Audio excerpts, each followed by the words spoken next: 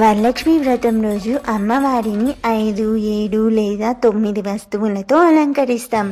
కానీ ఈ సంఖ్యల వెనుక అసలైన అర్థం మీకు తెలుసా? ఈ సంఖ్యలు యాదృచ్ఛికంగా కావు. 5 అంటే ఐంద్రియ శుద్ధి, అనగా 5 ఇంద్రియాల నియంత్రణ. 7 అంటే శక్తుల సమన్వయం, అనగా సప్త చక్రాలు, సప్తధాతులు. 9 అంటే నవరత్నాల చిహ్నం, అనగా సంపద, విజ్ఞానం, శక్తి మొదలగునవి.